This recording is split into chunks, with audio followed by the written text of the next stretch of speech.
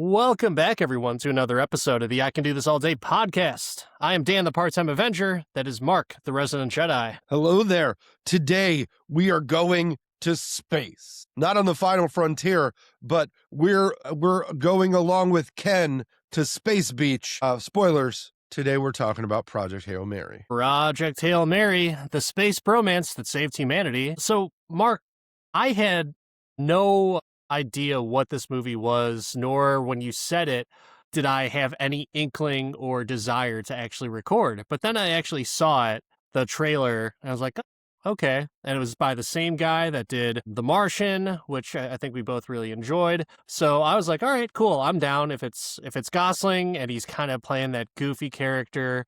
All right, fine. I'm down. And I'm into space. I don't know. Mark, you believe in aliens? Oh, absolutely. Absolutely. I hope that aliens come back with this Artemis 2 launch. I hope that something's got to give. Something's got to give. Aliens are coming, and it's going to be awesome.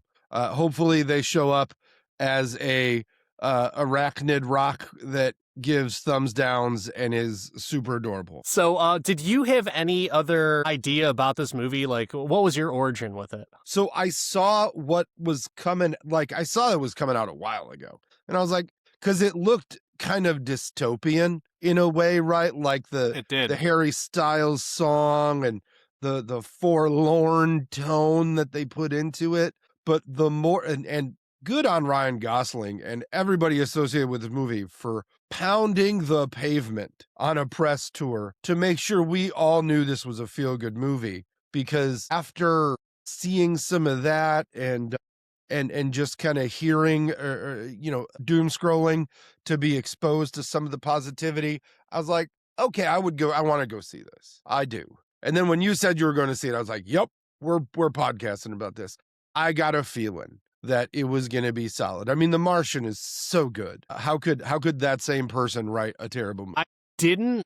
I wasn't super amped to see it until Gosling on that press tour caught my attention, and he was talking about Rocky, not the Philadelphian boxer, but the character Rocky in the movie. It was just such a strange thing to me because I thought it was just supposed to be basically Armageddon with Ryan Gosling. And when he was talking about this character, I was like, oh, wait a second. So he meets an alien and they're buddies. Okay. So there must have been a change in the marketing of that movie because you're exactly right. It was very dystopian, and the way that the trailer was is, this reluctant teacher decides to go into space, and he was forced into doing it. And it seemed kind of bleak, with obviously Gosling's a little bit of a goofy character, but at the same time, it was oh yeah, so this is going to be one of those space downer movies, because there's almost every space movie is a bleak kind of movie. There's always some type of downer thing. And at least that's what it seems like in the last 15 years. Every space movie, there's some type of downer. Obviously, you've never seen Armageddon. Those guys had a great time. I haven't seen Armageddon, just for the record. So you did miss a thing. I've heard that goddamn Aerosmith song so many times at high school dances that I practically saw the movie. So along with the music video, because that was on TRL at the top spot for a year. So if I'm hearing you correctly, you did not see this movie with a Steven Tyler theme, but you made up for it by going to a lot of high school dances? Everyone freaking loved that song, man. That's the slow dance song. I mean, if you went to a high school dance or even a junior high dance, that was the song. You're digging this grave deeper and deeper, my friend. Why is it a grave? Stop going to junior high and high school dances, Dan. Stop it. Okay. Sorry that when I was younger, I went to dances. That's not what it sounded like to me. It sounded like you're on the circuit. No, it sounded like when the movie came out that there was enough of that song that was everywhere. That whole music video was essentially the movie. So, yeah, I didn't need to see it. We all know that Liv Tyler cries while Steven Tyler is singing on a monitor. So that's what it is. A full reverse Titanic. It's a full reverse Titanic. The hand in Titanic was happy. The hand in Armageddon was sad. Yeah. Oh, well. Yeah, so that's for this movie, I was like, okay, we'll check it out because there must be some type of feel-good story in there with the alien, but I wasn't 100% convinced. But before we go into like talking about the movie as a whole, Mark, it's been a while. I think the audience needs to know what your version of the plot is. Oh man, this is great. Teacher Ken, abducted by the government, sent up in space with a cinematic beach available to him, so he feels at home. And then he meets a really big chunk of beach, and they save the universe by finding little tiny pink things that could be associated with Barbie. We're not sure. We don't know their origin story. And then after saving the Earth, he saves the big piece of beach, who then makes him his own special beach on Big Beach Planet. And he teaches all the not so big but not so small pieces of beach in English for reasons that we're not sure. The end. All right. I couldn't follow that at all. So hopefully this discussion on the podcast will give some of the viewers and listeners some insight as to what this movie is about. In case you haven't seen the movie, we're going to spoil the shit out of this thing. And this one's going to get released a little bit sooner than some of our other episodes where, the movie's been out for 10 plus years. But at the same time, we have a responsibility to be able to talk about these movies with our audience. So we're going to try and crush this one out as fast as possible. So it's been out a week, but by the time this releases, it's been 2 weeks. So I think we're okay in the spoiler category, but I guess I just have to be careful. If you're clicking on a podcast about a movie and expect that podcast to be spoiler free, what is wrong with you? Some other podcasts will actually put down, spoiler filled review, but how about no? I'm not going to do that. You know why? Because I don't want our listeners to be lazy fucks. So that's my purpose for not putting in spoiler free in our headlines. We're never spoiler free. Never. But yeah, so with the movie itself, going into it, that's the plot is kind of a little bit different, but also very much the same, right? I could name a bunch of movies that this is very similar to. Did you go into this thinking like, oh yeah, another save the earth type of thing? Or were you just like, I'm going to be completely clear. Let's just go watch and enjoy and see if this movie stands up? I mean, there's only two, well, maybe three reasons to go into space, right? To fight an intergalactic war, to boldly go where no one's gone before, or to save the planet. Why else are we going to space? There's no other reason. So these are the archetypes we have to deal with, and this fits it.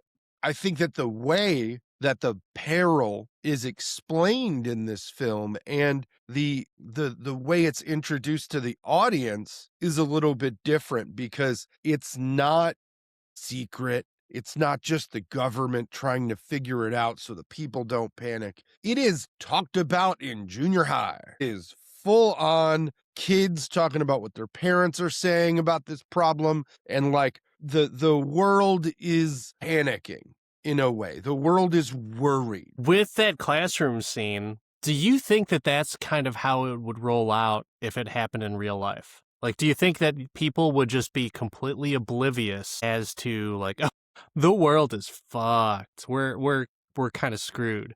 Because I feel like the government would do that. I feel like there's such an availability of knowledge, and of the government is decentralized and defunded so much of their own research that it's done at all of these private institutions. So the specifics of what they talked about in the movie would get out. It would just get out. Hey, the sun is fucked. There's a line in the sky. Why is there a line? We can see, like, people could see it. Like, it's visible. They can't lie about, like, we couldn't see the asteroid in Armageddon. Sorry, bad example there, Dan. But we couldn't see the asteroid in Deep Impact. But you can see the line of stuff in the sky that's eating the sun. So when I heard that this was about the sun just fizzling out and then the Earth was screwed, I immediately thought of a Danny Boyle movie called Sunshine. And I don't know if you've ever seen that. I think I'd mentioned that on like one of my sci-fi lists or something like that. But Sunshine was pretty bleak in the sense that there's a team of not even just astronauts, but different types of, scientists, mathematicians. I believe there's military up there as well, too, on the crew. But I was like, okay, wait a second. There's no team. It's 3 people. You've got everyone's choice to play Squirrel Girl and Ken, and I can't remember the other guy. And that's all that's going up there. So were you kind of surprised by the small amount of crew that was going to save the entire planet? I think that there weren't as many people up to speed on it. Like, there was a science team that was supposed to go, if I remember correctly, but they all died. For three people, though, if I remember correctly, there's only 3 other people. So 6 people total is what was going to go and save the world. That's not odd to me, because it really was just figuring out what was going on. They didn't guarantee that they could replicate why the one star in the universe was not being destroyed. So the crew size didn't, like, okay. I mean, technically crew of 1 at one point. Spoilers. Yeah. They killed Squirrel Girl. Which, did they say how they died? I can't remember. No, I don't think they mentioned how. I think it was just like the whatever didn't work. The whatever? Like the sedation. Okay.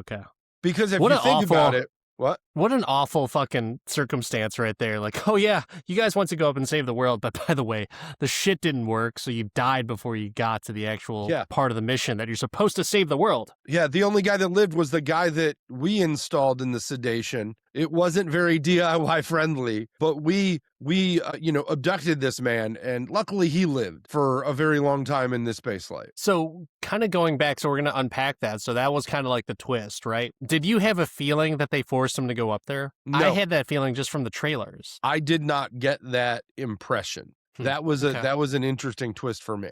That, like, I thought maybe he was reluctant, but not like full on abducted. I like the way that they kind of unpacked that, because you see in the trailers that he's like, I'm just a teacher. Like, I can't go up to space. And so I was like, okay, we see him in space already, only one alive. Obviously, they're going to do some flashbacks and figure, like kind of do a step-by-step as to how he got into this situation.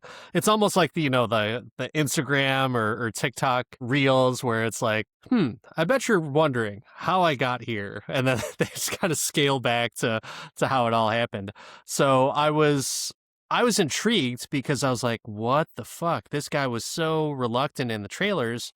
Why is he up there, and why can't he remember something? Oh, it's because they forced him up there, and that's why he didn't know why he was up there, because they basically just fucking, I didn't think that they sedated him. I just thought, they just threw him in there and that's what it was. But it was kind of heartbreaking to see, like, dude, you just signed this guy's death warrant right there just by saying, like, there's no one else. It's got to be you. And he did not consent. And I think he actually said, like, I don't consent to that. I was like, you feel bad for the guy, because he's just a teacher and has no interest in going up into space, because he doesn't want to die. He would rather die on Earth. Pause right there. Would you rather die on Earth, or would you rather know you're going to die, but go on a trip of a lifetime where you will see what no one else has seen out in space, light years away? I don't know. I don't think I'm competent enough to be one of the 3 people that saved the world, so I don't think I'd be asked on, which is nice, right? Like, I'm not a scientist, a pilot, or a captain, so I don't have to answer. And I don't do oil drilling, so I'm not worried at all. But I mean, but what if it was like, we need to teach these aliens and sell them that Earth is good and it needs to be saved? Then they should resurrect Zig Ziglar, because it ain't me, buddy. It ain't me. We'll send Gary V out there. But I think that if I was in the situation of the character where, no kids, no wife or anything that they alluded to, yeah, I'd do it. Really? Hell yeah. Knowing that you're going to die.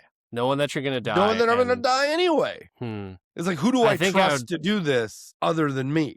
I don't know, man. I think I'd rather die on Earth, regardless of family and kids and all that stuff, like, because I'm thinking, all right, if I know I'm going to die, there's so much more shit that I can do on Earth that I would thoroughly enjoy doing. Maybe get arrested, but you know what? Who's going to care at that point if the Earth is screwed? It's like, I would probably try and live it up as much as possible. It would basically just be like, well, Dan, you've got cancer. okay, I guess I'm living it up. All right, I'm off to the races. Same thing. Like, hey, Dan, the Earth is gonna fucking freeze over, and everyone's screwed on Earth. Like, well, I guess I'm just gonna have to live this up for while I can, and just do whatever I want to do with who I want to do it with. Make connections, make mistakes, just live life. Live life. I think you make that, like, that statement is made under the assumption that there is no change in how Earth is operating. There's going to be a change. It's going to get colder. And then it's going to go into like ridiculous chaos because you'll have the doomsday preppers. I'm perfectly fine with that. Perfectly fine with it. I would rather live my life on Earth and maybe, you know, just do some of that bucket list stuff, because I have no bucket list up in space. No bucket list. And you know what? Honestly, would it be cool to see stars? Yeah, I could see them from down here just fine. Do they look brighter when I get closer to them? Yeah. Well, you know what? I could look at things on Earth and just move closer to it, and it'll be brighter. It'll be fine. If I want to see stars, I'll get a telescope out. I'm living life down here. So for Ryan Gosling's character, it's no brainer. But yeah, unfortunately, he was forced in that position. So what did you think about anything else in the movie? I wanted to give the longest possible awkward pause I could, because that's how I felt about kind of the beginning of this movie, from when they launched him into space and he woke up a bearded mess with dead people around him and all that, until he encountered Rocky. I felt like some of his the way that he drank to dull the pain and went through was kind of painful to watch. Though it was good. It was emotionally engaging, because you've got to, you know, think like, wow, I'm the last one. I thought at least, you know, I at least could hit on the chick from AT&T for a couple months, right? Like, I don't know what's going on anymore. So it was a very, very space movie feel.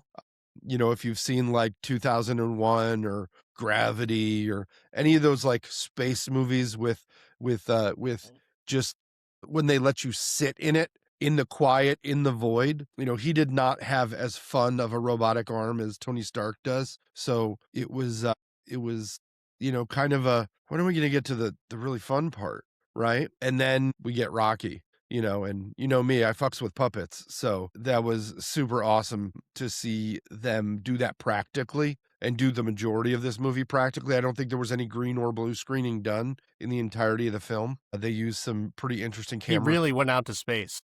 Yeah. No. They used NASA's soundstage, so it's okay. That's a joke. We really landed on the moon. Did we? Did we? Oh. That is not what this movie's about. But I think that there was a lot. I thought it was interesting the way that they made it seem really easy for him to just understand Rocky and create the ultimate human translator. I mean, he does have multiple PhDs or master's degrees or whatever he had. Whatever she said. Where the fuck is that dog collar that translates what the dog says? If this guy makes this thing learn English as opposed to learning to sing its songs, which is super American of him, by the way. Nope, you're gonna learn English. You're in my ship's territory. You're gonna learn English. Very American of him. Not to just learn to whistle a little bit better, right? I mean, we all know Ryan Gosling can sing. We've seen him on Star Search. He could have sang the songs of Rocky. So that didn't bother you that Rocky understood what he was saying? Well, Rocky had the translator that translated it back, right? Did he? I believe so. Rocky was super smart. All I know is Rocky was a fucking genius. That's the funny part about it is, like, he's, you know, they pull up to the spaceship, or he pulls up to the spaceship, I should say, and he's like, "Ah, let's get the fuck out of here. I'm out." And then it just follows him. And then he realizes that they're following him, and then he's like, "Oh, they think I'm stupid, and that's why they're throwing it super slow." And what happens? He fucks it up, and he doesn't catch the thing. So it is funny that there's a realism to Earthlings being dumb. And in some cases, maybe that is the true case, because we don't know what else is out there. We're assuming that whatever technology or life forms that are out there are probably better than us. So I've been watching X-Files lately. Like, I started rewatching. Well, I can't even say rewatching. My wife was into X-Files. I'm like, all right, I'll watch it. And there's so much of it that still holds up that is following what is happening today, like the stories and things that are just kind of out as public knowledge now. But back then, when you're watching the episode, like, this is crazy. There's no way that this stuff happens. But apparently it happens. So it's super interesting. But I liked that they made the point of saying, like, they think I'm dumb. The Earthlings are dumb. Like, yeah, they're not lying. They're not way off base. I don't know. Are you okay with that trope of Earthlings kind of being the dummy? I'm convinced that. So you asked me earlier if I think that aliens exist, and I said, of course, because the probability speaks that we're the idea that we're the only sentient life forms in a massive galaxy is another very American, very arrogant approach to things. So I would guess that are aliens. I would guess they've been here. And I would guess that we proved to be absolute dillholes. And they're like, nope, these people aren't ready. We out. I've got an impromptu segment right now. Ooh. Okay. Impromptu segment. Aliens or humans. Okay. So that the question, I'm going to say something and you're going to tell me if you think it's because of aliens or it's because of humans. Ooh. All right. So the creation of Earth in itself, aliens or just humans, evolution? The Big Bang, neither. Neither? Okay. So what about the pyramids, aliens or humans? The pyramids are so, I'm going to say human. Really? Really? Mm-hmm. Okay. I'm totally team aliens on that. Totally. Whether they had the humans as like the backbreaking slave labor to do it, or maybe they had some technology, but totally aliens. Totally aliens. No fucking way. I don't think that aliens were in Egypt per se. I don't think they were in that area. I think that though Indiana Jones and the Crystal Skull was not a great movie, the idea that the disappearance of the Mayan Empire and the Incan, like that whole Central America, South America empire was because they got up in their ship and left makes more sense than we just can't find it. UFOs or UAPs, unidentified aerial phenomenon as it's known now. Aliens or the government just fucking with us? I would say that there's a mix of both. I don't think it's the government fucking with us. All right. I think there are aliens and there have been, but I also think that there's just a bunch of people who have access to aircraft that don't tell people where they are. Like, you know, but the ones that go like upside, drop down, the planes can't, that's aliens for sure. Okay.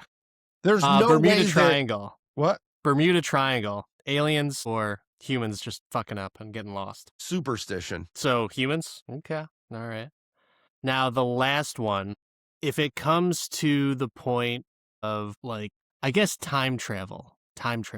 Did aliens kind of come up with that? And does it exist? Or do you think humans have access and ability to time travel?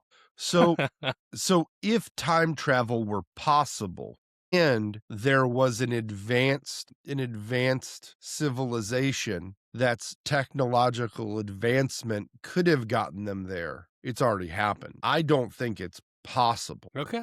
All right. Well, that's the impromptu segment there. So you have some alien thoughts. You've got some human thoughts as well. So interesting. But when it comes to the human aspect and the alien aspect between Ryan Gosling's character, Grace, and Rocky, is this a buddy cop movie? It's a buddy scientist movie. I mean, you know, you've got to give Ryan Gosling credit. Any stone he works with, Oscar worthy. He just does very well acting opposite a stone. And I think How dare you call Margot Robbie that? You got the joke. I really do think that this really the buddiness of it is pretty great and really kind of gives the movie such a huge. I wasn't a big fan of the voice of Rocky. I was hoping it would have been a little bit different. No, you want to, you know what? They had to distance themselves from the Stephen Hawking voice due to recent federal files that were made unclassified. So they just went with what they had. You know who I wouldn't have minded as the voice is the voice actor who played Socks in Lightyear. That would have, I feel like that would have been a really good choice of a voice. But honestly, I was hoping it was going to be like almost like for some reason in my head, I pictured like a gravelly, coarse type of teenager kid voice, you know, where it's just like, hey Ryan, I don't know.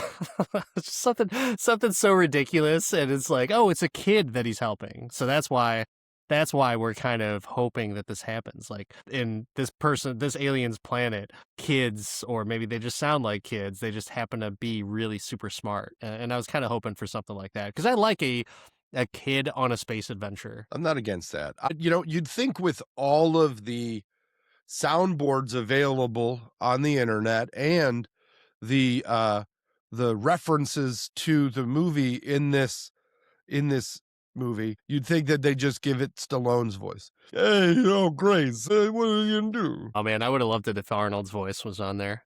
God, go back to the ship. Come on, the stars now. Go. Oh man. So here's another thing that as we were going through the movie, so Gosling's character is talking about how he doesn't have enough of the autophage or whatever the fuck that they call him, the alien spore, right? Mm-hmm. He doesn't have enough of that to make it back home. There's a point where Rocky says, like, well, I could just give you some of mine and so you can get home. I'll take, 4.5. It'll take me 4.5 more years. No big deal. Did you expect anything different from that? Because I actually thought that, so Rocky had already explained to him that he watched his crew die. And Grace tells him that, like, yeah, this was a one-way trip for me, so I'm going to die. I actually thought, and I was convinced, and I was kind of hoping that this was going to be the ending, but I was hoping that Rocky was lying to him and saying, I'm going to give you my fuel to get home, but I'm going to die.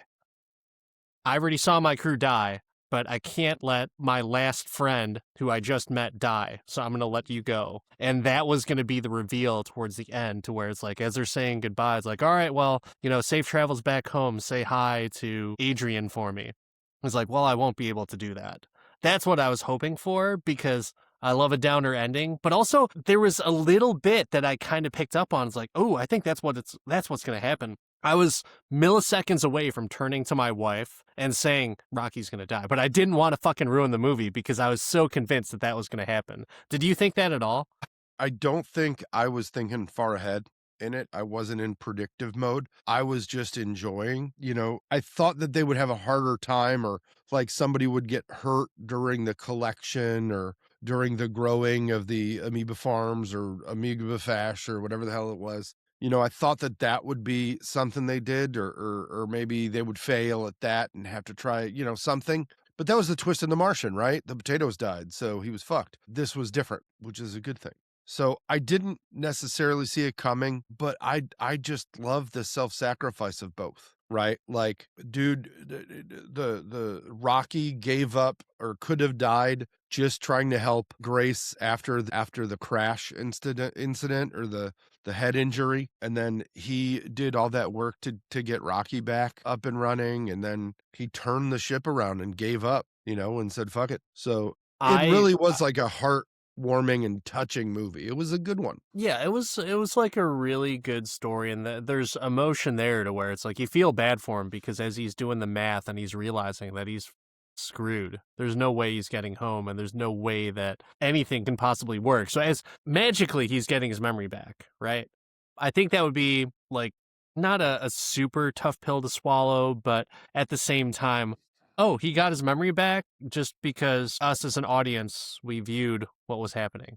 Like, there wasn't like, he wasn't looking at a photo album and then flashes of that stuff is happening. At least I don't recall that being the case in the movie. But who knows? Maybe I'm in my old age, I'm just not remembering things right. But the crew on Earth was very interesting. So like Eva Strat, that's the boss lady, if you will, that is just like a cold-hearted boss bitch, right? Like she knows what needs to be done, so she does exactly what it is, and she either lies or she avoids telling the whole entire truth. And I kind of liked her character because like you kind of have to do that in that type of position, right? The world is up shit creek, so you tell people on a need-to-know basis, and in most cases, Ryland Grace didn't need to know, is just put him on the spot, and then we'll figure it out from there. But what did you think of the rest of the cast that was in the movie, besides Rocky? So I thought the head lady was excellent, and I thought her karaoke was haunting. Like that was actually pretty cool, yeah. The choice so that song I was not like 100% familiar with. It sounded older. I thought it was like a 70s song, but it's not. It's like a new Harry Styles song, apparently. But that is one of the best fits of a pop music song into a movie that 100% represents the journey of the characters and completely foreshadows the large sacrifice that has to be made. Is just so perfect. And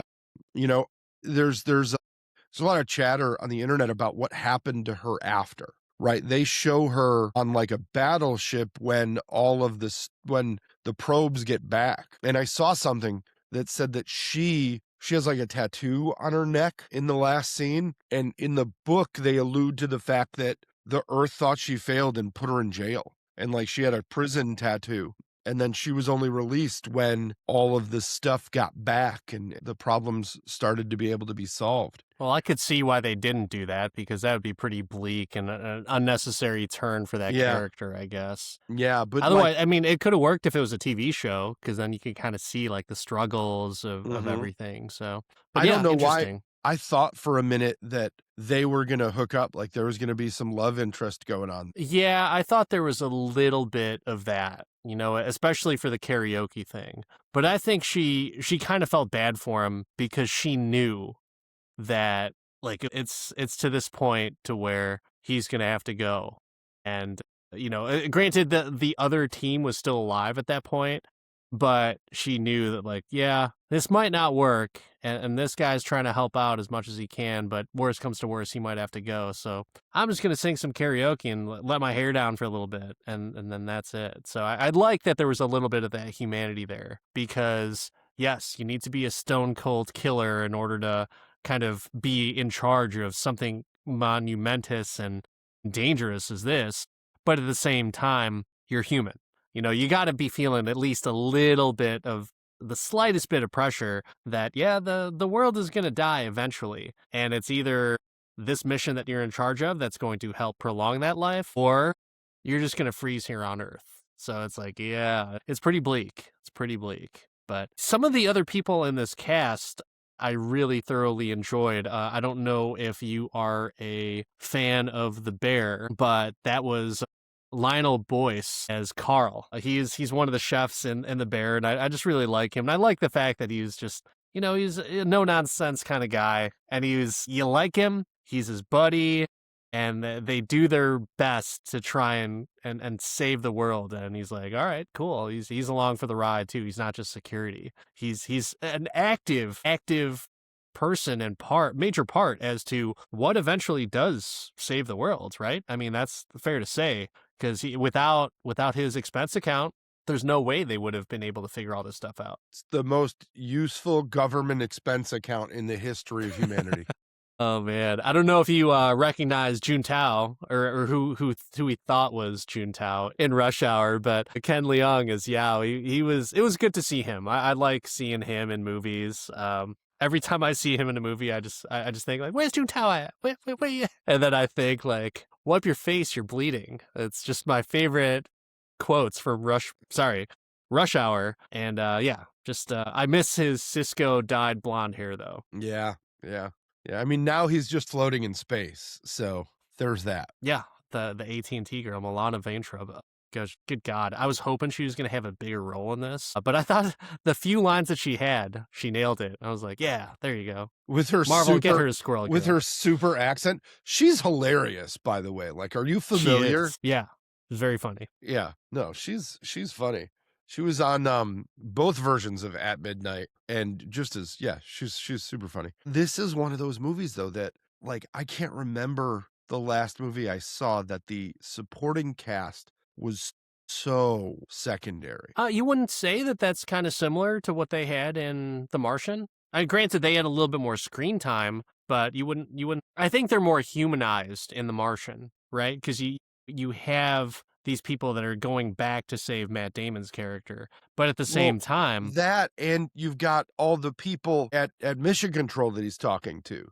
You have the Council of Elrod, which that was one of my favorite parts of that entire movie. When you can get Sean Bean to explain a Sean Bean movie, like there's nothing fucking better. But I mean, that I think this movie had that moment when he showed him Rocky and he just started naming everything after Rocky. But I really think that in that movie, he was interacting with people, at least in a way. Sure.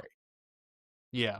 This was just Ryan Gosling and a puppet for. I thought it was going to be, Castaway in Space, essentially. Instead of Wilson, it's Rocky. So I don't know.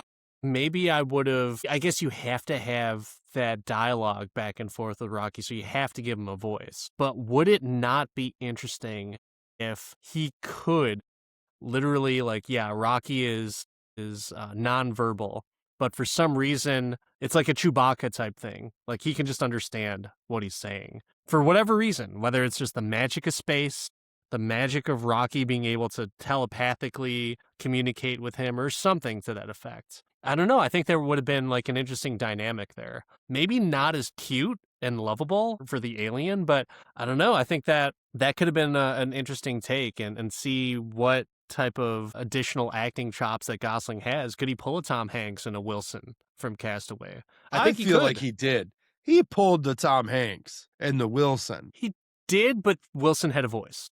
So Rocky had a voice, and that was the difference. And he was trying to, I think for the difference between Tom Hanks and Castaway and Ryan Gosling in this movie, and granted, it's the writing and the circumstances of it. Wilson, you just loved him because he's an inanimate object. Like, man, this guy is so lonely on this island. So yeah, Wilson's the thing. And you feel bad. Dude, you feel so bad for Tom Hanks when Wilson floats away after he gets onto his raft after the storm. And he's like, Wilson, I'm sorry, Wilson. And I don't know with Ryan Gosling, you feel sad and bad for Rocky because he sacrifices, or almost sacrifices himself trying to save him. But is it realistic for him to come back? Yeah, he's a rock, but at the same time, is it realistic for him to come back? I don't know.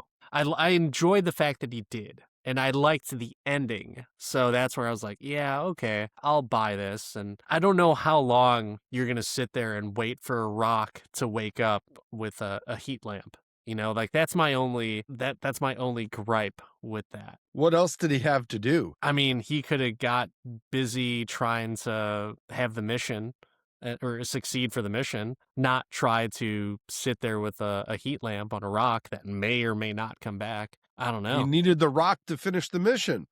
Did he though? Didn't he already have everything? Couldn't he at that point? He could have. Maybe I'm thinking of it incorrectly, but he does see his ship. Is that after he wakes him up? It was after. Okay, all right. So I stand corrected. And Rocky needed to fix his fuel tanks so he could get home, because Rocky promised him some gas. True. He had to get that gas money. Overall, I mean, I think it's a pretty solid cast, and I like the dynamic between Rocky and Ryland Grace, Gosling's character. But is there anything that Martha'd you about this movie? No. This really was one of the best movies I've seen in a while. It had the emotional side. This was some of the best music tie-ins that I can think of from a pop music perspective. And I think the movie just surprised me by how good it was. And it shouldn't have surprised me, right? Andy Weir is the Mario Puzo of space movies. For those of you that don't know, right? Mario Puzo wrote The Godfather and The Godfather 2. It's just great. And Lord and Miller killed it from a directing perspective. Think how much better Solo might have been if they stayed on. You don't want to blame Ron Howard, but no, nothing. Maybe. I mean, the slow going at the beginning of the movie got me a little blinky, but it brought it back in, and you got to have that in a space movie when you really want stakes. So overall, this movie just hit for me. No strikes. What about you? Can you anything Martha you in this movie? No, nothing really Martha'd me. I think the only, like I said, the only gripe was the whole thing with Rocky and the not the voice. It was the heat lamp. All right, let's just get a heat lamp on him. He'll be fine. I don't know what the science is for that. I just don't. It's not Martha'ing me. I just thought okay, well, obviously they can't kill him, and it's he's gonna come back. But For some reason, I remember him saying in the trailer that him and Rocky had a baby. Am I just imagining things? Like, I feel like he had said something, like there's a message he was sending back or he was recording that's like, we had a baby. And it's like, what? I don't know. Maybe I'm just confusing like a whole bunch of other stuff that I had heard. But yeah.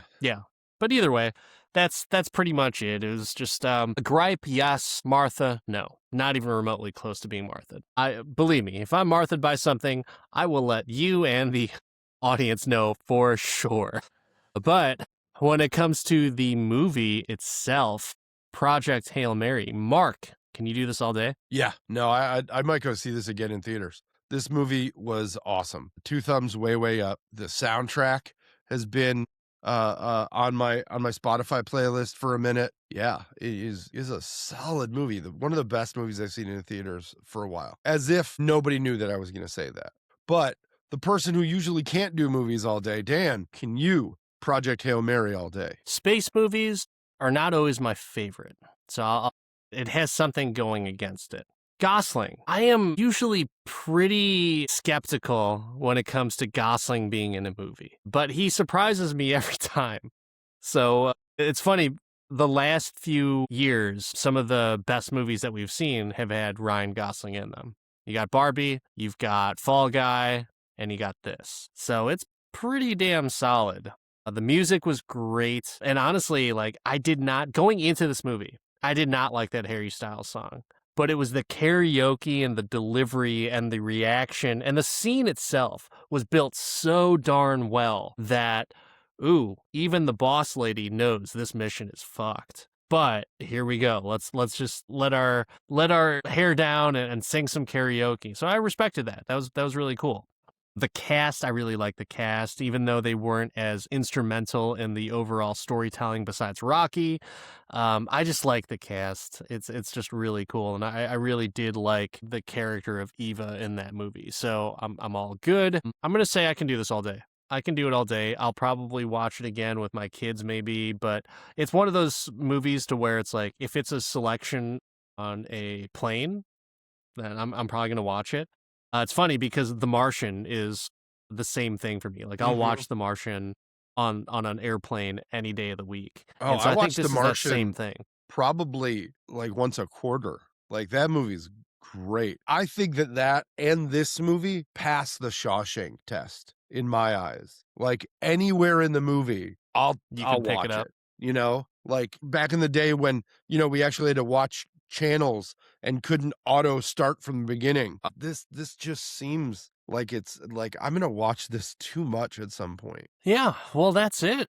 I mean, we got 2 I can do this all days for the hosts. Rarity. I don't remember the last time we did that. I don't know. I can't remember. I'm sure it's more often than we think that it is, just based off of the hypocrisy in the conversation. So we always kind of surprise each other, but fun film to watch, and I did not think I'd be saying that. This was a fun film, and there was drama. You felt sad, you felt happy, you rocked out to some music, you were somber to some music, and a lot of highs and lows for this movie in a good way.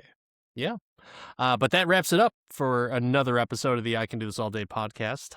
I am Dan, the Part-Time Avenger. That's Mark, the Resident Jedi. Don't forget to like, subscribe. Let us know your thoughts on Project Hail Mary. And, if you agree with us that this is a movie that you can do all day. At I Can Do This All Day podcast on all of the socials. Reach out to us. Smash that like button. Subscribe for more content. Check out the backlogs of the back episodes of our podcast. Watch our other space stuff. Dan never agrees with me on space movies. That's how good this was. We'll see you next time, everyone. Thumbs up.